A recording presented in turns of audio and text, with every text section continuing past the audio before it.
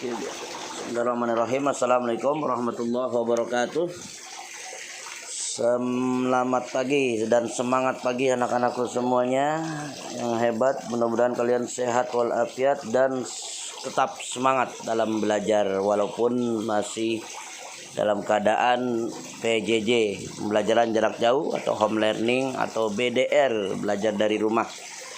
Alhamdulillah, puji syukur kepada Allah Subhanahu wa taala. Shalawat serta salam senantiasa kita aturkan kehadiran baginda Nabi besar Muhammad SAW, juga kepada segenap keluarga, sahabat dan kita semua. Mudah-mudahan selaku pengikutnya kelak mendapatkan syafaatnya di hari kiamat. Amin ya Allah rabbal alamin. Baik anak-anakku sekalian, sebelum kita mulai PJJ, mari sama-sama kita berdoa. Kita awal dengan membaca surat Al-Fatihah mengawali PJJ di semester genap ini. Semoga kalian meraih ilmu yang bermanfaat, sukses terus dalam belajar. Al-hazihinnya wa likulli niyatin sallallahu hadratin Nabi Muhammadin sallallahu alaihi wasallam wa ala washabil kiram sallallahu lahumul Fatihah. A'udzu billahi minasyaitonir rajim. Bismillahirrahmanirrahim. Alhamdulillahi rabbil alamin arrahmanir rahim maliki yaumiddin. Iyyaka na'budu wa iyyaka nasta'in ihdinas siratal mustaqim siratal ladzina an'amta 'alaihim ghairil maghdubi 'alaihim waladdallin. Amin. Bapak mohon kita berdoa, diangkat kedua belah tangannya ke atas, kita baca bersama-sama. Bismillahirrahmanirrahim. Raditu billahi rabba wa bil islami dina wa bi muhammadin nabiyya wa rasula. Rabbi zidni ilma warzuqni fahma. Rabbi shrah li sadri wa yassir li amri wahlul 'uqdatam min lisani yafqahu qawli. Wa sallallahu ala sayyidina Muhammadin wa ala alihi wa sahbihi wa sallam walhamdulillahirabbil alamin. Baik, terima kasih anak-anakku. Mari kita mulai saja PJJ pada hari ini. Mata pelajaran Pendidikan Agama Islam dan Budi Pekerti, materi pokok tentang menyuburkan kebersamaan dengan toleransi dan menghargai perbedaan. Baik, kalian sudah lihat di layar monitor HP kalian. Bapak tampilkan skema materi pokoknya. Yang pertama, membaca ayat Al-Quran tentang toleransi dan menghargai perbedaan. Kita langsung saja untuk membaca Al-Quran tentang toleransi.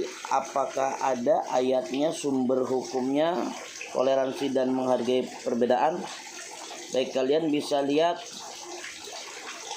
di buku kalian halaman dari 257. Bapak akan bacakan Al-Quran surat Al-Hujurat surat ke-49 ayat 13. Simak baik-baik. A'udzu billahi minasyaitonir rajim. Bismillahirrahmanirrahim. Ya ayyuhan nasu inna khalaqnakum min dzakarin wa unsa wa ja'alnakum syu'uban wa qabaila lita'arafu. Inna akramakum indallahi atqakum. Innallaha alimul khabir. Artinya, ya ayyuhan nas, wahai sekalian manusia.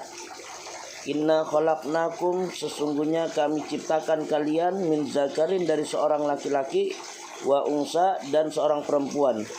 Wa ja'alnakum, dan kami jadikan kalian su'uban, berbangsa-bangsa, wa qabaila, dan bersuku-suku, lita'arafu, agar kalian saling mengenal.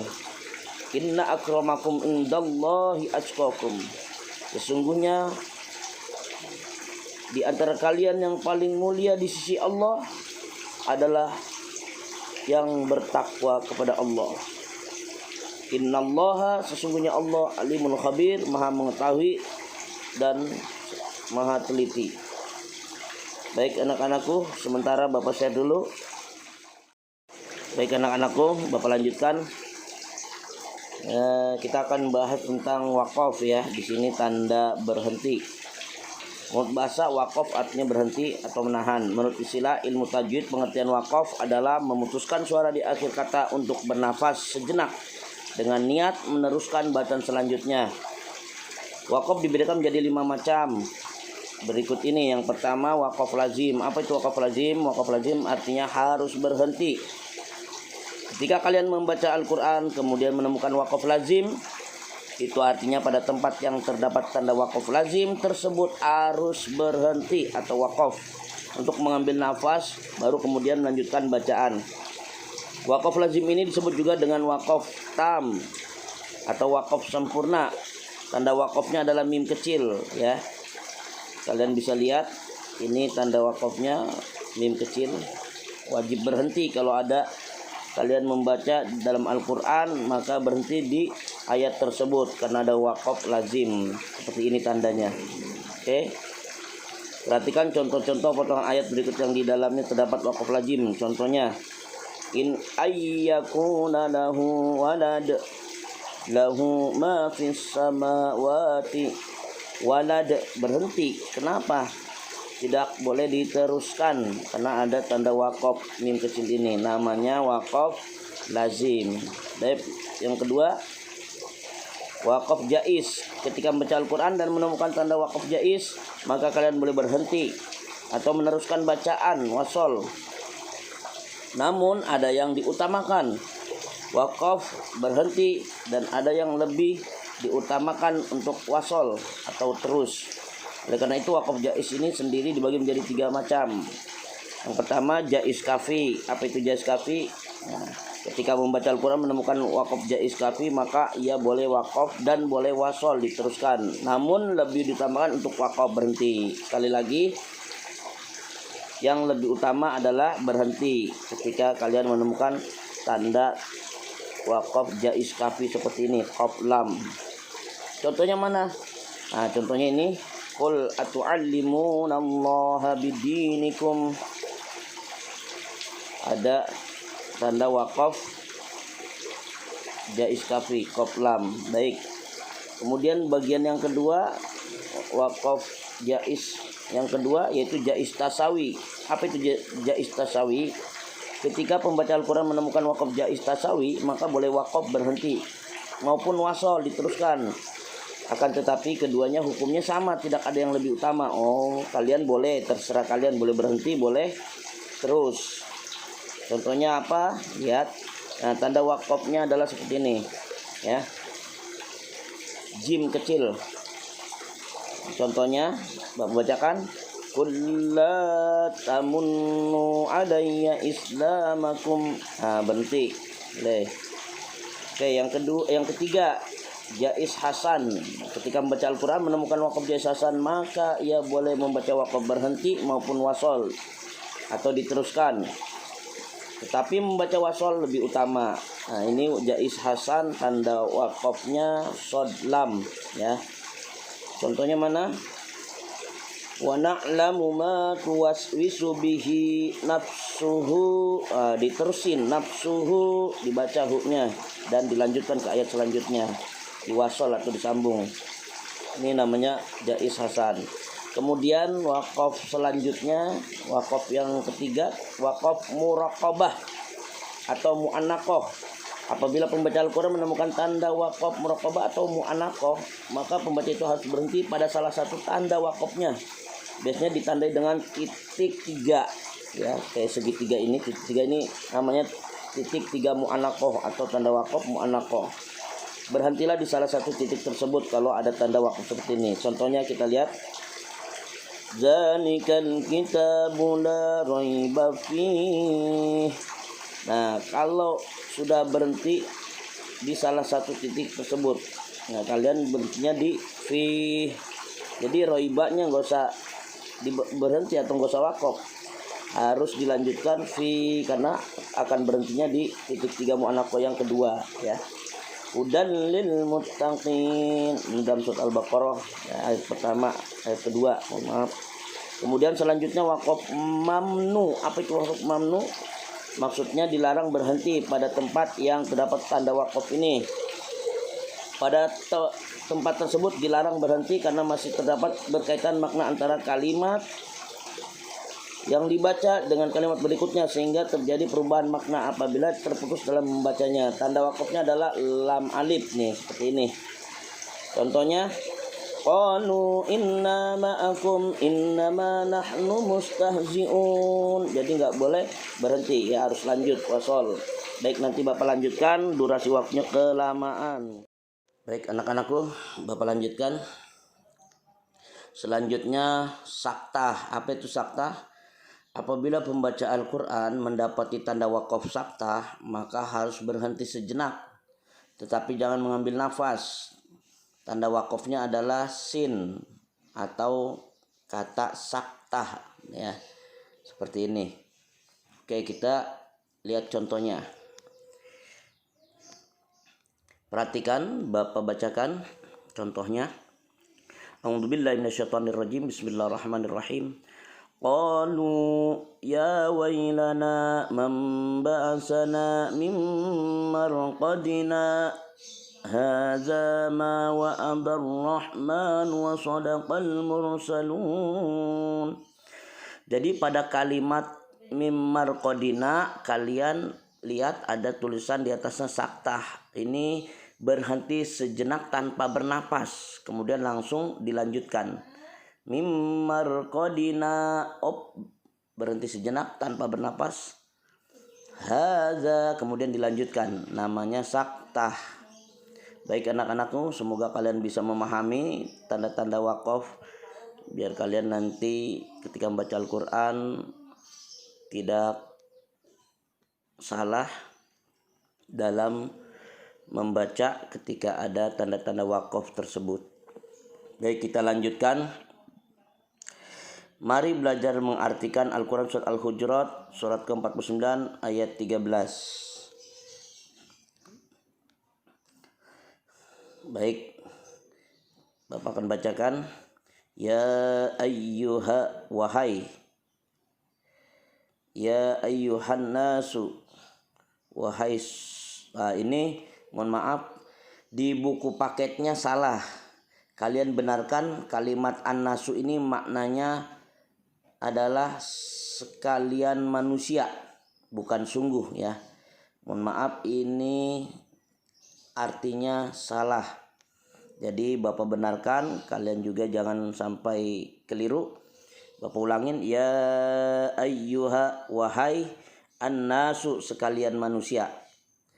Inna, sesungguhnya atau sungguh, khalaqnakum, kami telah menciptakan kamu, min, dari, zakarin, seorang laki-laki, wa unsa, dan seorang perempuan, wa ja'alnakum, kemudian kami jadikan kamu, syu'uban, berbangsa-bangsa, wa qabaila, dan bersuku-suku, lita'arafu, agar kamu saling mengenal. Inna, sesungguhnya, akramakum, yang paling mulia di antara kamu, inda, di sisi Allahi, Allah, atqakum, ialah orang yang paling bertakwa. Inna, sesungguh, Allah alimun, maha mengetahui, khabirun, maha teliti. Baik anak-anakku, kalau semuanya diartikan bunyinya, wahai manusia, atau wahai sekalian manusia, sungguh kami telah menciptakan kamu dari seorang laki-laki dan seorang perempuan. Kemudian kami jadikan kamu berbangsa-bangsa dan bersuku-suku agar kamu saling mengenal. Sesungguhnya yang paling mulia di antara kamu di sisi Allah ialah orang yang paling bertakwa. Sungguh Allah maha mengetahui, maha teliti. Baik, Bapak stop dulu, nanti Bapak lanjutkan. Baik, Bapak lanjutkan. Perhatikan, kita memahami isi dari Al-Quran surat Al-Hujurat ayat surat ke-49 ayat 13 ini mengandung pesan yang luar biasa, yakni kita diajarkan untuk tidak membeda-bedakan orang lain berdasarkan kekayaan, warna kulit, ras, suku bangsa, dan perbedaan fisik lainnya. Akan tetapi kita diajarkan untuk menjadi orang yang mulia di sisi Allah berdasarkan ketakwaan kita. Kita juga diperintahkan untuk saling mengenal berbagai jenis dan karakter manusia agar mampu memahami kelebihan dan kekurangan masing-masing. Allah Subhanahu wa taala tidak pernah membeda-bedakan manusia dari bentuk tubuh ataupun harta bendanya. Namun Allah Subhanahu wa taala melihat manusia dari amal soleh dan kebersihan hatinya. Manusia yang paling mulia di sisi Allah Subhanahu wa taala adalah manusia yang paling banyak amal solehnya dan bersih hatinya. Kalian bisa lihat bahwasannya Rasulullah SAW berpesan agar kita senantiasa bertoleransi dan menghargai perbedaan, seperti yang disabdakan dalam hadis berikut ini. An Abi Hurairah radhiyallahu an rafa'ahu ila Nabi sallallahu alaihi wasallam, innallaha la yanzuru ila suwarikum wa amwalikum walakin innama yanzuru ila a'malikum wa qulubikum, rawahu Ibnu Majah. Artinya diriwayatkan dari Abu Hurairah yang dimarfukan kepada Nabi sallallahu alaihi wasallam. Dimarfukan nih ya. Beliau bersabda, sesungguhnya Allah tidak melihat kepada rupa dan harta benda kalian, tetapi Allah hanya memandang kepada amal dan hati kalian. Hadis riwayat Ibnu Majah. Jadi sebagai seorang mukmin hendaknya menghargai perbedaan di antara kaum mukminin, sebab sesama mukmin adalah bersaudara.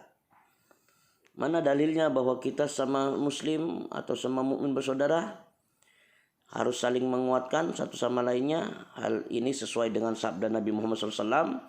An Abi Musa al-Asy'ari qala Rasulullah sallallahu alaihi wasallam, al-mu'minu lil mu'mini kal bunyani yashuddu ba'duhu ba'dhan, rawahu Tirmizi.